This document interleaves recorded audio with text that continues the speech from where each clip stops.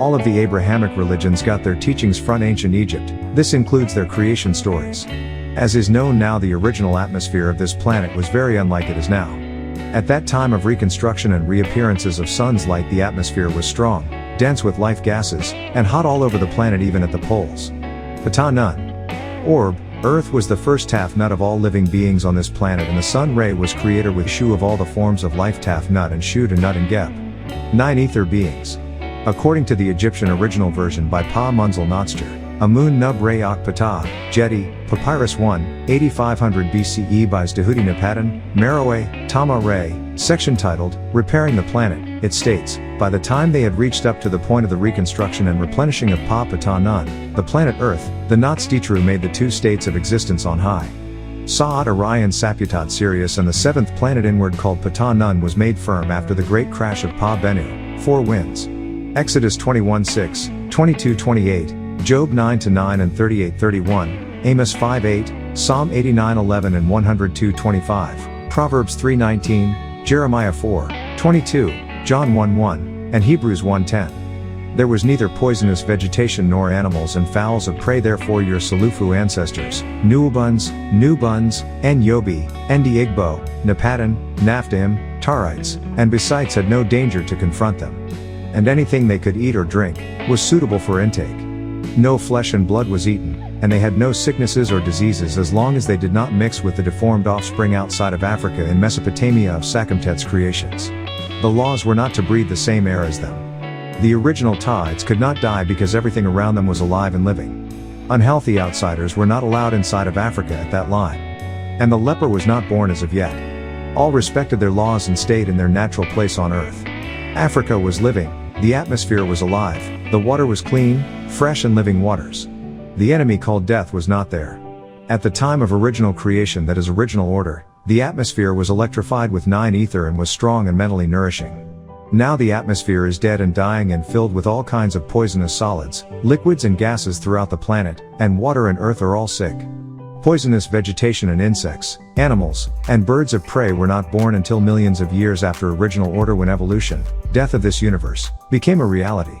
The natural law of nature was to remain intact on planet Earth in Africa, the best part of this planet. The seeds or formulas necessary for death were deep within the earth and from beings from other star systems such as Pleiades, an albino race of blood drinkers, flesh-eaters who came to this planet along with the Draconians, and lived up in mountains, caves, hillsides of what's called Europe of today or the Caucasus Mountains.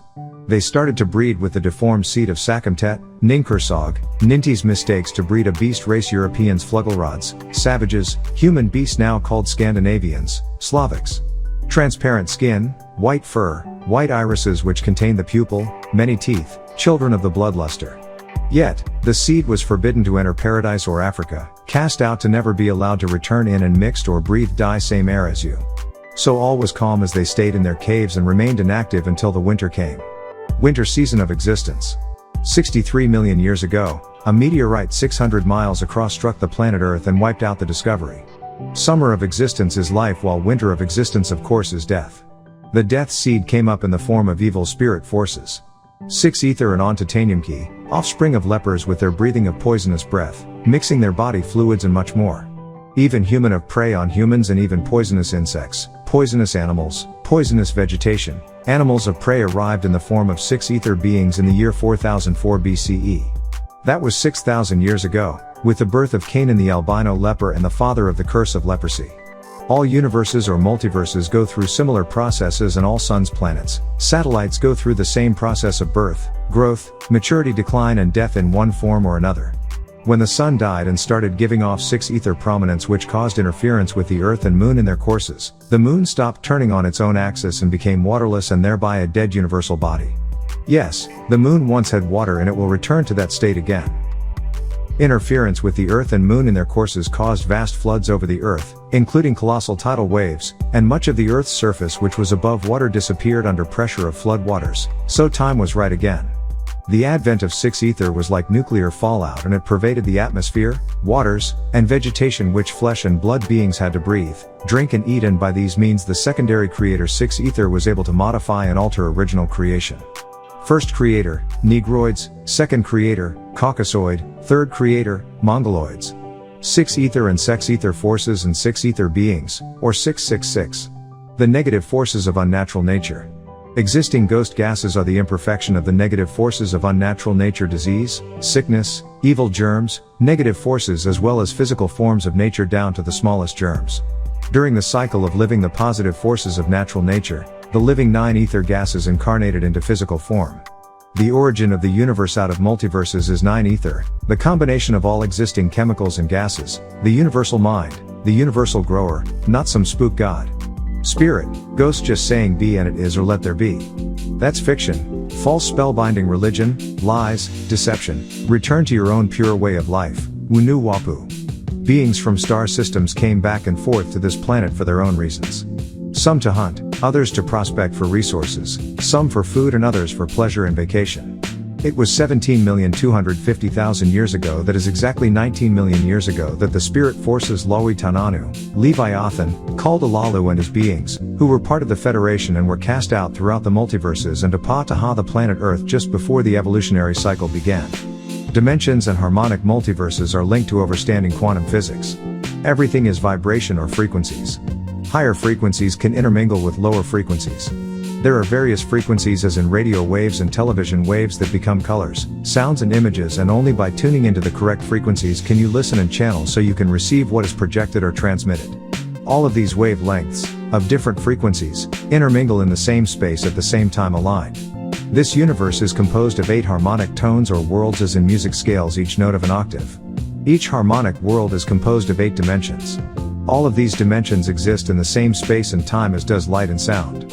Yet, they operate and appear separately, because of the variant particle pulsation rate of the atoms or cells.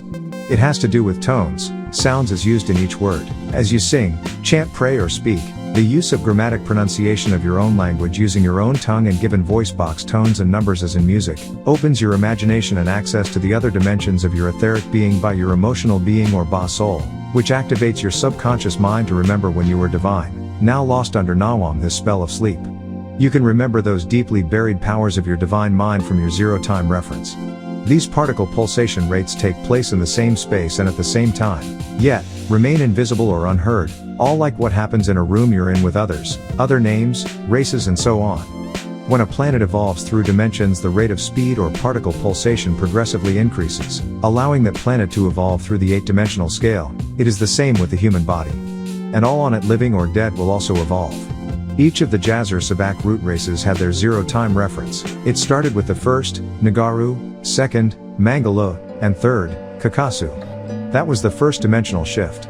The second dimensional shift changed because of the Kakasu DNA mixing with animals such as porcines, pigs, canines, and simians. The result is recorded in the Gilgamesh stone tablets, the epic in the Gilgamesh, which recorded a being called Enkidu, a flesh-eating part human, part beast. Gilgamesh was the grandson of Utu Shamash, twin brother of Ishtar, who are the children of Nanar Sin and Ningal. All of this was recorded in the Epic of Gilgamesh. The third dimensional shift consists of Mangala, Dravadu, and Nagaru. The Kakasu fell off of the divine link to the higher dimensions and regressed to a beast-like state. As the next shift comes, many Nagaru have mixed their DNA with lower dimensional beings, both physically and mentally. They are out of tune, offline or lineage, so they will not be able to transport through space and time. They will age and die on the way. They must be cleaned inside out and outside in. This does not mean if you have mixed ancestors you can't make the trip to Rezakat Rizq, the 8th planet in the Ilian star system, the 19th galaxy. Not at all. It has to do with you, the person, cells right here, right now, in your own zero-time reference. What you do with your body and mind now, how you link to your race's ancestors, and if you reach them in other realms. Remember, the very planet is alive and your flesh is part of it, born of it. From the moment of your consciousness, your being or existence was recorded on a time continuance liner called Pa Sarat. The age of a race affects all of that race. So the older the race, the stronger the vibrations. No race vibrates on the same level or at the same rate. Even mixed seeds chose at birth which race they belong by their body vibration, shown as they grow up by how their very body moves, their voice sounds, not only by how their outer flesh looks. This time exists as unified field of particles on the physical side of hydrogen and antiparticles on the spiritual side of ether. Both pulsate at various rhythms and spin at various speeds of rotation. Clockwise is future and counterclockwise is past. The fact is, time does not move forward as the hands of the clock. Yet, your consciousness does, either circular direction, future or past, Called then from now, all in the unified field of the time matrix. And this is how extraterrestrials can move through space and time. Quantum physics teaches that there is no such thing as separate space and time. It's all in Pa-Pot, the all-expanding. Your consciousness creates that illusion.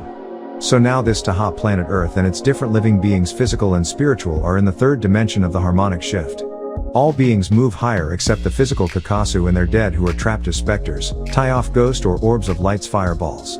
Revelation 18:2, and caged spirits, trapped here. The dead and the living dead, this angers them and leads them to love to kill others, inflict abuse, racism, hate on other races, and expressly the Nagar Negroid, he has a love-hate relationship with his creators. The Nagaru and Dravadu are the parents of Kakasu Caucasoids. Spirits get trapped after death in this physical dimension because they are attached by their desires or lust, greeds, loves, angers, hates and killings. So, once they depart their physical body, their spirits are trapped. No one can help them. Thus, they become wicked ghosts, demons, even ghouls. In 1999 AD, the overlords of the Kakasu, Kamahu Pleiadians, came to Earth to ask them, why have they not used the 6,000 years to rule with peace? Why have they abused the children of Pa-Nat-Staru, so they would not receive an extension of time at the year 2000 AD, the end of 6,000 years from 4000 BC? Their overlords placed 3 trigger words in their books or religion that would trigger their self-destruction slowly from 9/11, 2001 AD. You find 2 in the book of Revelations 9/11. Now compare chapter 9 verse 11 to the date 9/11/2001, and the elected President Bush, which in Hebrew has Strong's 954 meaning, disappointed, delayed, shameful.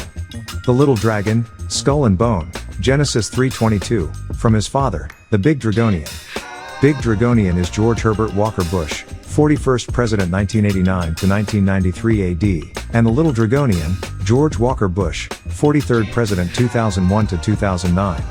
So in 2001 AD, Bush went to New York, the New Babylon, and triggered the words Abaddon and Apollyon, and Usama triggered Abu Dayan. All are linked to the end of 6,000-year rule of Adamite seed, Revelation 9:11 on to Revelation 18. So they will not be a part of the next dimensional shift. They're trapped, at 6 ether, Revelation 18:2, and caged spirits. So in 2000 AD the Anunnaki as cherubim, Elohim, Anakim, Alihad, returned with the anointed cherub, Nanarsin, their Christ for their rapture, and took 144,000 Kakasu Caucasoid and offered them to the Lawi Tenon and reptilians of Draco, for offering, and said between the years 2000 and 2012, they will take 300,000 people each day. People of all races except Nagaru Negroids. As for Yupa Nagaru Sabak, the Negroid race, the first race seating on the planet Earth of the 3, 1, Pa Nagaru, 2, Pa Mangala, and 3, Pa Kakasu. The etheric root race, the Negroids are unique. The only ones who remained human, still having hair or their crown, not fur. While others mixed out or crossbred with canine to become Homo canine, simian to become Homo simian, and Homo porcine. And in exchange for hair grew fur, like the beast, with whom their DNA were mixed. So on Earth the physical race of Negroids, Africans, hold the divine gene. The original Africans were souls, Etherians. The human body grew later as original immortals. You, Negroids, were designed to transmute and ascend, not to die and reincarnate. Originally there were 24 cycles of transmutation, which later became 24 reincarnation cycles of death and rebirth.